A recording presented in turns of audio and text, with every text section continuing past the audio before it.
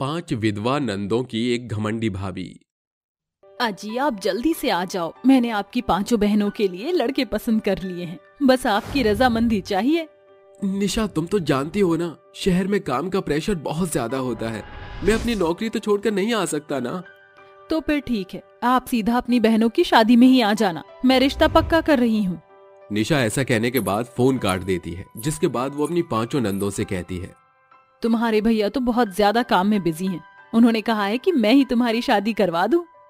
भाभी जी, मैं जानती हूँ कि आप हमारे बारे में कभी गलत नहीं सोचोगी, क्योंकि आप हमारी माँ जैसी हो। लेकिन आप ही बताओ, हमारा इस दुनिया में भैया के अलावा है ही कौन? वो अगर शादी में नहीं होंगे तो हमें अच्छा नहीं लगेगा। इसका मतलब तुम मुझे अपना नहीं मानती?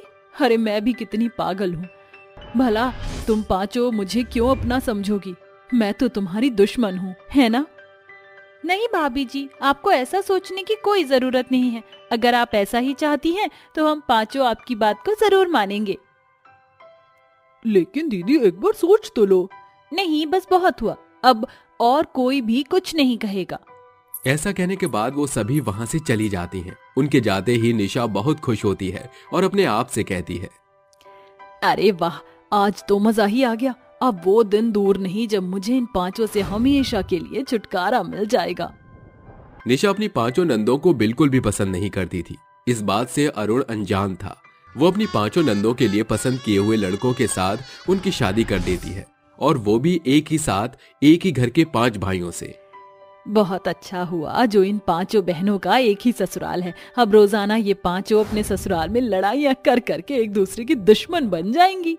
निशा ऐसा सोचकर बहुत खुश होती है, लेकिन वहीं दूसरी तरफ वो 5 विदाई होने से पहले वो 5 अपने भाई को याद करते हुए रोने लगती हैं।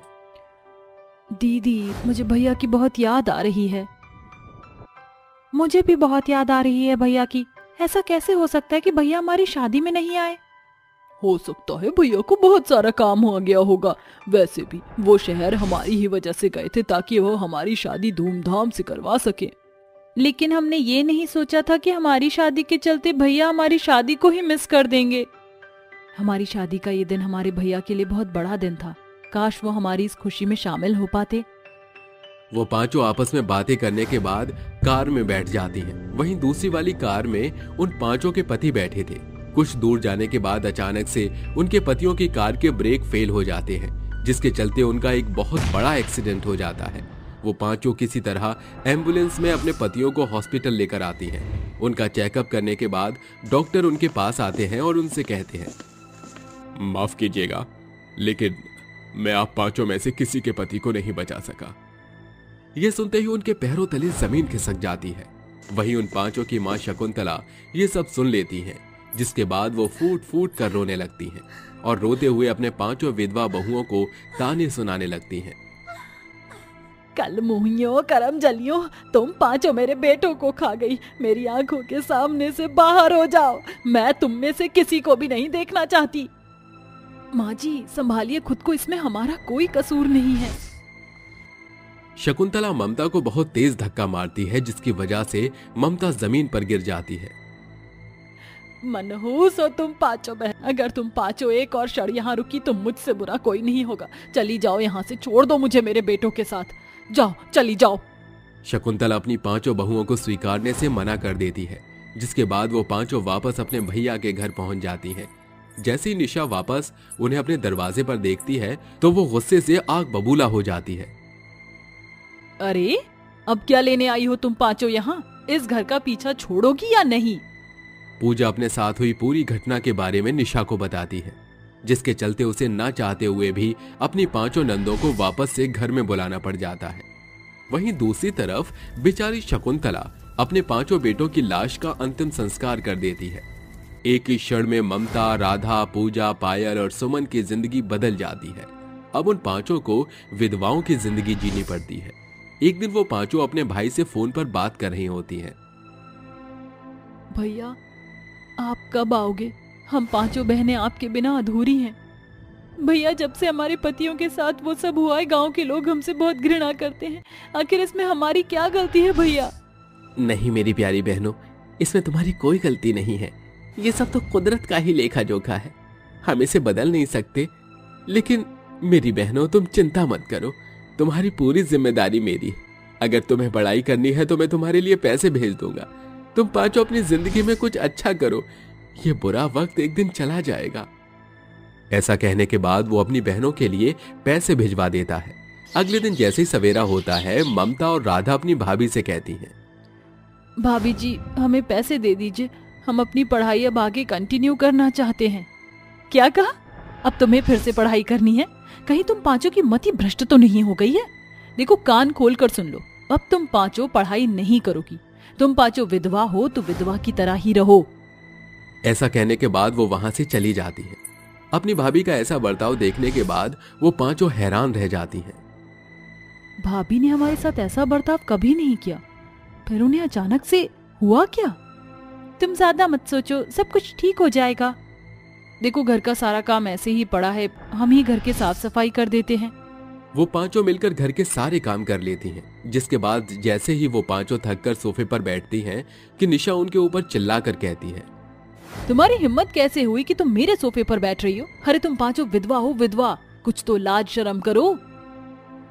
भाभी अगर हम विधवा हैं तो इसका मतलब ये नहीं कि हम जीना ही छोड़ दें। विधवा होना हमारी किस्मत में था, ये हमने नहीं चाहा था। भाभी जी जरा सोच कर देखो, कल को भगवान न करे कि ऐसा ही हो, अगर भैया को कुछ हो जाए और आप भी विधवा हो जाओ तो क्या आप भी हमारी ही तरह रहोगी?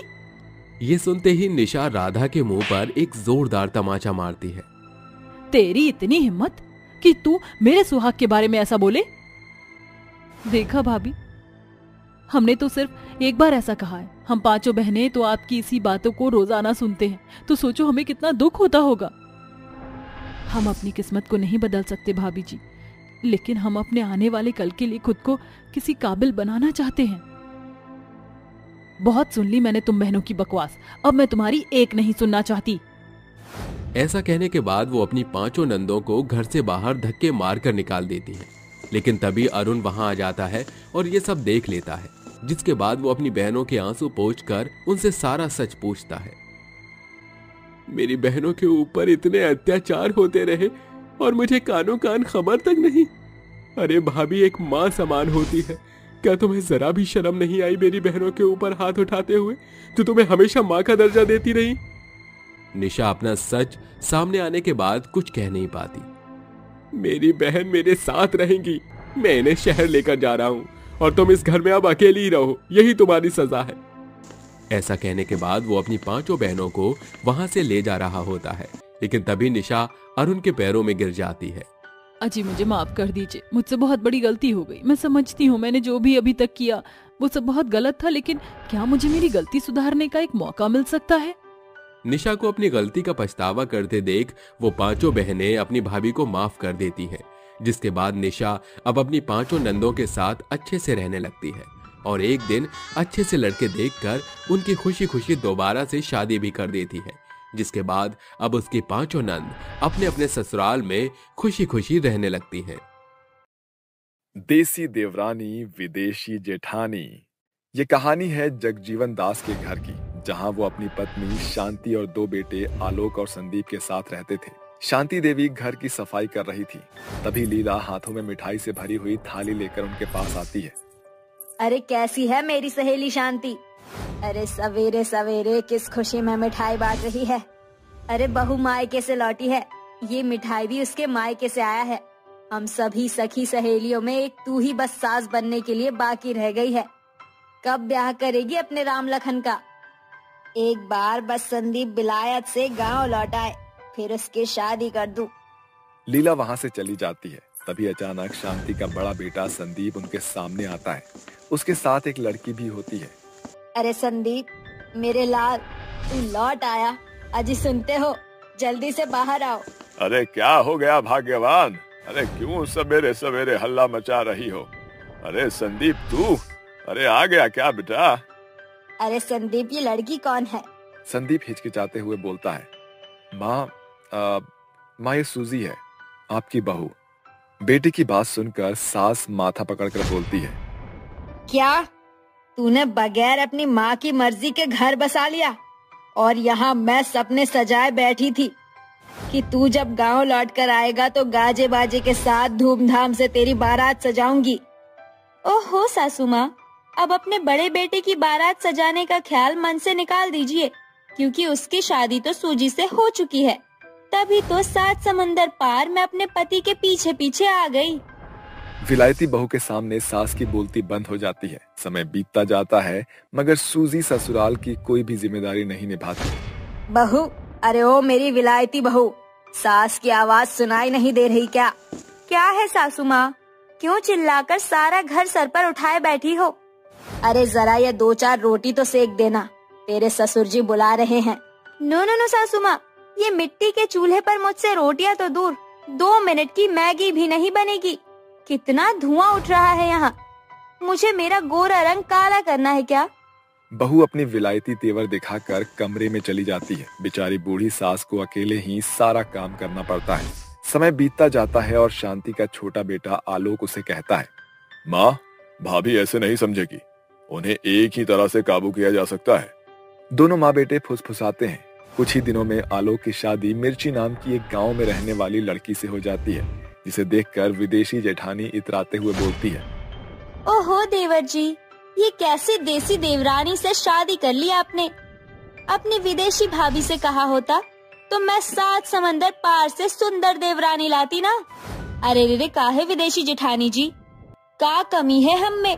अरे अच्छा खासा दिखत है, माना कि देहात से है तो इमा का बुराई है। अरे पूरे गांव में हमरे जैसा नाम नाही है कौनों के। मिर्ची नाम है हमरा, मिर्ची। अगर हम चाह दे तो तुम्हारे तन बदन को धुएं की तरह सुलगा दें। ये सुनकर जेठानी जोर जोर से हंसने लगती है और देसी बहू का मजाक उड़ाते हुए बोलती है, यू आर सो फनी। इतना अतरंगी नाम तो मैंने पहली बार सुना है। लगता है इंडिया का MDH मसाला तुम्हारे नाम को देखकर बना है। अरे जब आपके विदेश में लूलिया जूलिया नाम हो सकता है तो हमारा नाम मिर्ची काहे नहीं हो सकत? इस तरह देसी देवरानी और विदेशी जेठानी के बीच बढ़ती तू मैं को लड़ाई में बदलता देखकर सास बीच में बोलती है, अरे अरे शांत हो जाओ दोनों। क्यों दोनों देवरानी जेठानी कुत्ते बिल्ली की तरह लड़ रही हो? नहीं बहू, तू चल मेरे साथ। जैसे तैसे रात का पसरा हुआ अंधेरा सुबह के पहर में बदल जाता है। देसी बहू मुर्गे की बांग के साथ जागकर गुनगुनाते हुए सफाई में जुट जाती है।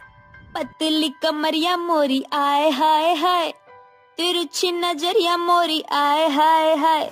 जैसे ही देसी देवरानी के गाने की आवाज जेठानी के कानों में जाती है, वो आग बबूला होकर बड़बड़ाती हुई बाहर आती है। दिन चढ़ा नहीं कि मेरी ये देसी देवरानी शुरू हो गई। अभी बताती हूँ इसे। एकाएक विदेशी जेठानी का पांव फिसल जाता है और वो औंधे मुंह जमीन पर गिर जाती है। तभी उसका शरीर गोबर से लेपे हुए जमीन पर सन जाता है और वो नाक चढ़ाते हुए बोलती है, ईऊ, छी, इतनी गंदी बदबू किस चीज की आ रही है? अरे ओ मेरी देसी देवरानी, लगता है तुमने फटीचर फिनाइल से पोछा लगा दिया है। अरे ओ हमारे विदेशी जेठानी जी, ईऊ का है ना, हम देसी लोग आप जैसे विदेशियों की तरह फिनाइल पर पैसा नहीं फूकत है। गांव देहात के गाय के गोबर से ही घर की लीपापोती होती है ताकि घर में सुख समृद्धि बनी रहे। ओह गॉड, मेरी ये देसी देवरानी कितनी स्ट्यूपिड है। तुम्हारे भेजे में भूसा भरा है क्या? इतना भी नहीं जानती कि फर्श को फिनाइल से साफ करते हैं, ना कि गोबर से। दिन बीतते जाते हैं, जिसके साथ देसी देवरानी और विदेशी जेठानी के बीच खिटपिट बढ़ती चली जाती है। गांव की मिर्ची अपनी जेठानी को हर बात का मुंहतोड़ जवाब देती थी। ऐसे ही एक सुबह, मिर्ची, अरे ओ मिर्ची, मर गई क्या? अरे का हुई गवा जेठानी जी, घनघोर घटा जैसन काहे गरजत हो? अरे इतना समय हो गया है, कहाँ है मेरी कॉफी? कब से वेट कर रही हूँ। ऊ देखो जेठानी जी, ऊ रहा चूल्हा, जाओ जाकर कॉफी बनाओ और पी लो। सुबह सुबह सस्ता नशा कर लिया है क्या? मैं तुम्हारी जेठानी हूँ और तुम मेरी देवरानी। इस नाते तुम मेरी बातों को नहीं टाल सकती, समझी? ठीक बा जेठानी जी, काफी हम बना देते हैं। आप जरा जाकर हमरी कटरीना को नहला दो, बेचारी हमरी भैंसिया कब से बुलाहट दे रही है। Are you out of mind Mirchi? भला मैं क्यों तुम्हारी भैंस को नहलाऊं? आई नो वेरी वेल, ये जानवर बड़े जिद्दी होते हैं। तो फिर अपना काम खुद ही करो जेठानी जी, हाथ पांव चलाओ और खुद से कॉफी बनाओ, वरना 7 समंदर पार से कोनो नौकराओं बुला लो। मिर्ची तुम्हारी मेड नहीं। ये बोलकर देसी देवरानी अपनी भैंस को नहलाने चली जाती है और विदेशी जेठानी फुसफुसाते हुए बोलती है, ये मिर्ची तो बड़ी ही तेज और तीखी है। खैर, इट्स ओके सूजी। दिन बीतते चले जाते हैं। एक शाम की बात है।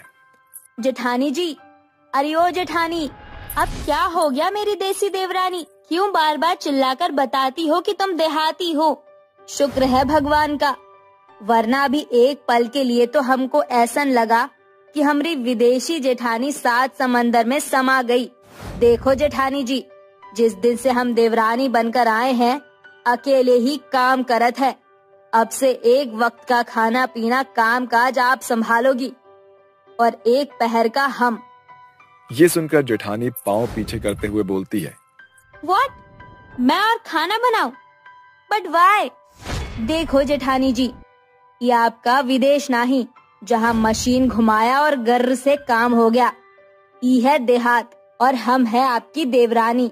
आज से आप काम में हमरा हाथ बटाओ, ना ही तो 7 समंदर पार जाओ। जेठानी अपना हर पैतरा आजमाती है, मगर इस बार उसका कोई भी दांव देसी देवरानी के आगे नहीं चलता और जेठानी अपने देवरानी के साथ काम करने लगती है।